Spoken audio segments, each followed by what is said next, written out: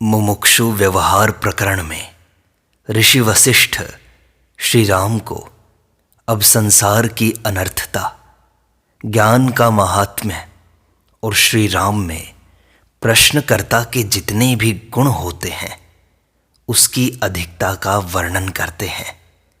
ऋषि वशिष्ठ कहते हैं, राघव, तुम्हारा मन उत्तम गुणों से परिपूर्ण है। तुम हमारे योग्य शिष्य हो और प्रश्न करने का ढंग भी तुम्हें अच्छी तरह से आता है। तुम कही हुई बात को विशेष रूप से समझ लेते हो, इसलिए मैं आदरपूर्वक तुम्हें उपदेश देने के लिए तैयार हुआ हूँ। अब तुम अपनी बुद्धि को, जो रजोगुण और तमोगुण से रहित और शुद्ध सत्व गुण का अनुसरण करने वाली है, आत्मा में स्थापित करके ज्ञान के उपदेश के लिए श्रवण करने के लिए तैयार हो जाओ। प्रश्नकर्ता में जितने गुण होने चाहिए वे सभी गुण तुम्हारे अंदर वर्तमान हैं, और जैसे समुद्र में रत्न आदि संपत्तियां भरी रहती हैं, उसी तरह वक्ता के सभी गुण मुझ में विद्यमान है। वत्स, जैसे चंद्रमा की किरणों के संपर्क से चंद्रकांत मणि में आर्द्रता आती है, उसी तरह तुम भी ज्ञान के संसर्ग से उत्पन्न हुए वैराग्य को प्राप्त हुए हो। तुम तो सर्वथा शुद्ध हो। तुम्हारा बाल्य अवस्था से ही शुद्ध, विस्तृत तथा अविच्छिन्न सद्गुणों के साथ संबंध चल रहा है। ठीक उसी तरह जैसे कमल का अपने विस्तार वाले निर्मल एवं दीर्घ तंतुओं से लगाव रहता है, इसलिए तुम ही इस कथा को सुनने के योग्य अधिकारी हो। अब मैं इस मोक्ष कथा का वर्णन करूंगा, तुम सावधान होकर इसे सुनो। यह कथा उस परम पद से संबंध रखने वाली है जिसका साक्षात्कार हो जाने पर जितने लौकिक कार्य तथा जितनी लौकिक दृष्टियां हैं वे सब के सब पूर्णतया शांत हो जाते हैं। श्री राम संसार रूपी विष के आवेश से उत्पन्न हुई विषूचिका बड़ी दुस्सह होती है। दोष निवारक गारुड़ मंत्र से ही उसका समूल नाश होता है। जीव और ब्रह्म का एकात्म बोध ही वह गारुड़ मंत्र है। वही परमार्थ ज्ञान का भी मूल मंत्र है। सत्पुरुषों के साथ शास्त्रानुशीलन करने से निसंदेह उस योग की प्राप्ति होती है। शास्त्र चिंतन करने पर इसी जन्म में अवश्य ही संपूर्ण दुखों का समूल विनाश होता है, ऐसा मानना चाहिए। इसलिए उन विवेकशील सत्पुरुषों को अवहेलना की दृष्टि से नहीं देखना चाहिए। जिस विवेकी पुरुष को सम्यक दृष्टि की उपलब्धि हो चुकी है, वह पुरानी केंचुल का त्याग करके संताप रहित हुए सर्प की भांति मानसिक व्यथाओं से परिपूर्ण इस संसार के अनुराग का परित्याग करके संताप से रहित हो जाता है। उसका अंतःकरण शीतल हो जाता है। वह संपूर्ण जगत को विनोदपूर्वक इंद्रजाल की तरह सुखरूप देखता है, परंतु जो उस सम्यक दृष्टि से रहित है उसके लिए यह संसार परम दुखदाई ही है। यह संसार अनुराग बड़ा ही कष्टदायक है।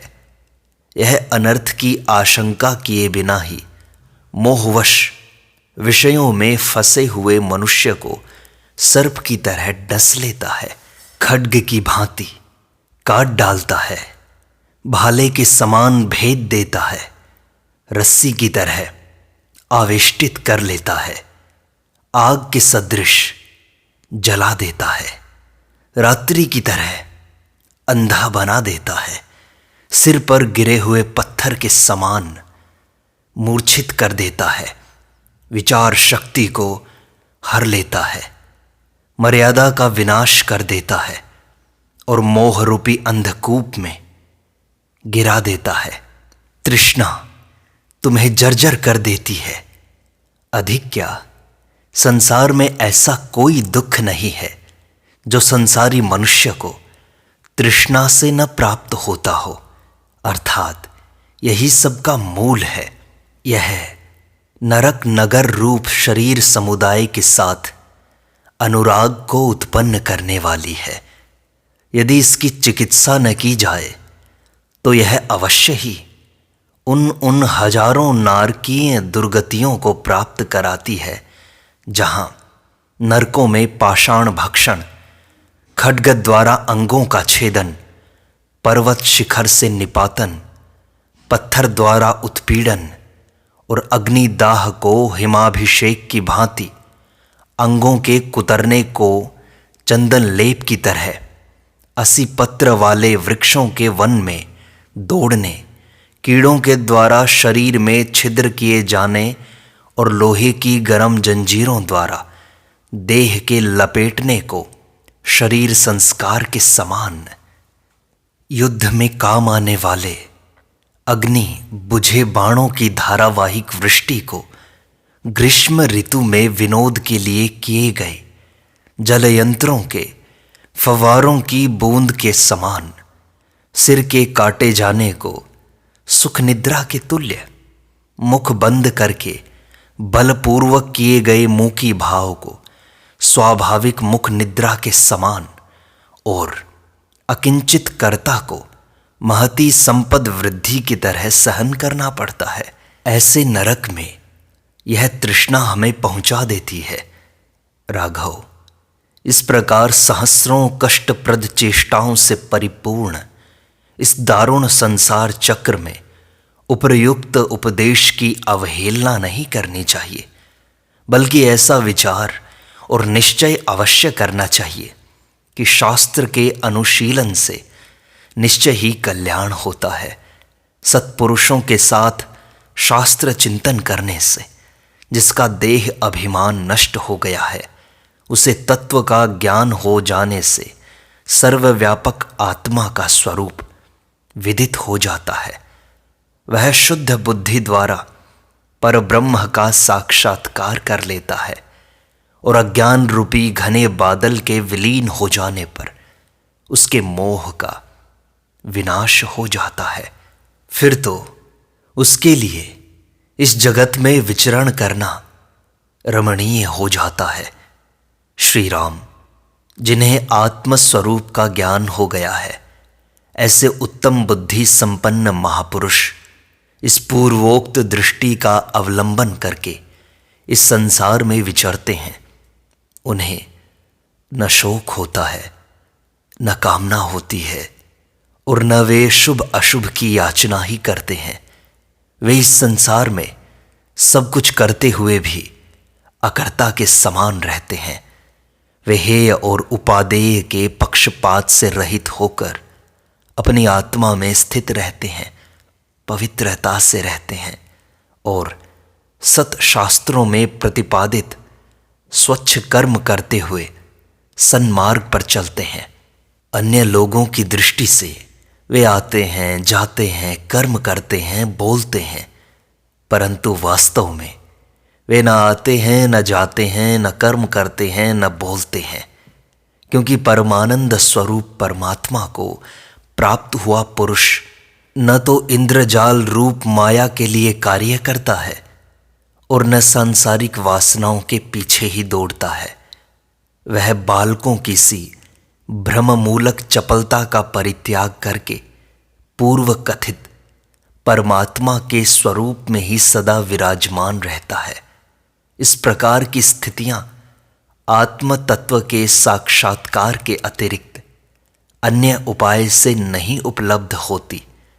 इसलिए पुरुष को चाहिए कि वह जीवन पर्यंत आत्मा की ही खोज करे, उसी की उपासना करे और उसी का यथार्थ ज्ञान प्राप्त करे।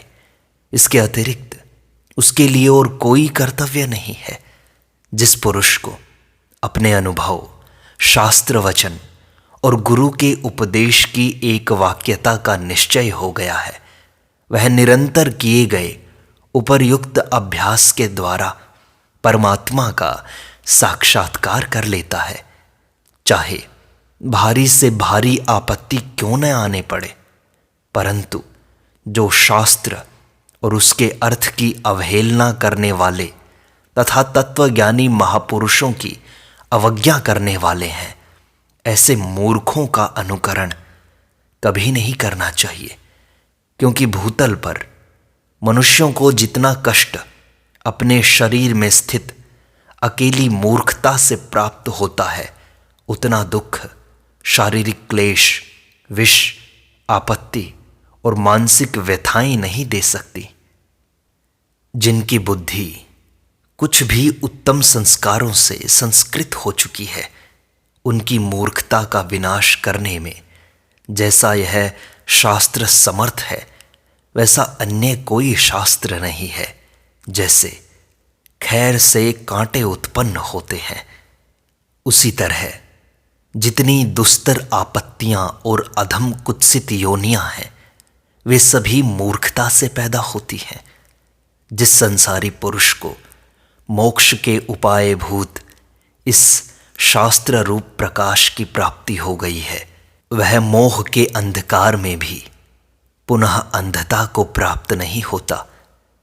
तृष्णा मानव रूपी कमल को तभी तक संकुचित करती है जब तक विवेक रूपी सूर्य की निर्मल प्रभा का उदय नहीं होता।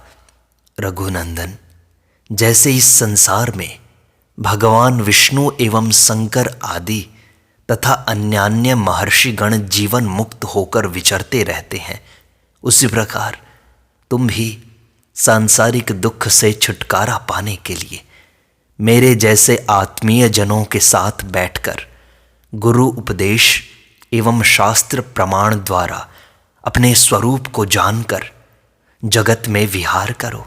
इस जगत में सुख तो तुच्छ से तुच्छ तिनके के सदृश है, परंतु दुखों का तो अंत ही नहीं है।